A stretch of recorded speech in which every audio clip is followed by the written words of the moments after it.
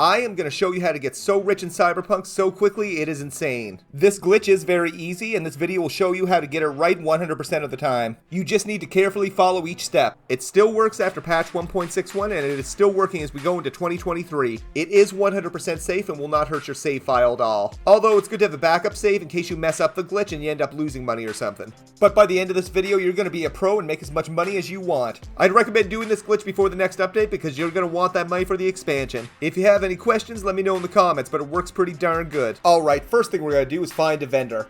We're going to go into the sell menu. Within the sell menu, you're going to find something that you have that is duplicate and stackable. In this case, I'm going to go with these RAM jolts I have. But you can use anything. Alright, what we're going to do next is put our cursor on that item. We're not going to move our cursor. And on PlayStation, we're just going to hit X to open up the sales menu. We're going to let go of X, of course, afterwards. On Xbox, we're going to hit A, do the same deal. And on PC, we're going to left click on the item we're going to sell and we're going to release while keeping our cursor on that item. This is where the magic happens and you're going to be real precise. On PlayStation, you're going to hit X and hold it down.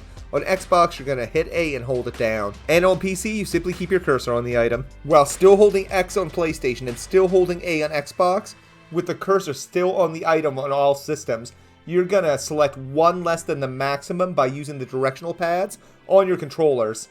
If you're using mouse and keyboard on PC, make sure to use the keys to select the desired quantity. Do not move the cursor from the item. With one less than the maximum selected, you are going to hit square to confirm on PlayStation, X to confirm on Xbox, and on mouse and keyboard, you're going to go ahead and hold down F. Look at that, magic. We have the sales menu up again, and we can select the maximum amount now. Remember, the first time you have to do one less than the maximum, otherwise it will not work. We only had 9 to sell, but we were able to duplicate our items and sell 17 in this case, and get the appropriate profits. We're just going to buy back these items normally. You can do the same duplication process from the vendor to yourself, but for the purposes of this, we're just going to buy back normally. If the vendor does not allow you to buy your items back, it means that you either moved your cursor from the item or didn't hold down the appropriate button, and you can usually rest for 24 hours to fix that or revert back to your save file.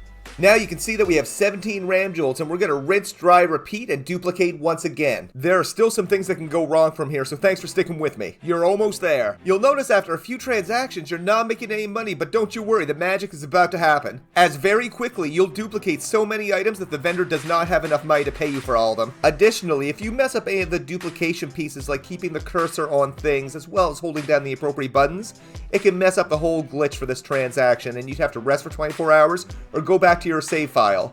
Very important note on your final transaction of this round where you're about to take all the vendor's money. For example, as you can see, I'm about to dupe 2 transactions for about $11,000 each. Well, the vendor doesn't have that much money. Don't exit the transaction because the vendor doesn't have enough money. Make sure to take just about everything that they have. As you can see in my example, it does not take long at all. I also leave the vendor a couple $100 or something because I found sometimes if I don't and I rest for 24 hours, the vendor didn't come back with money.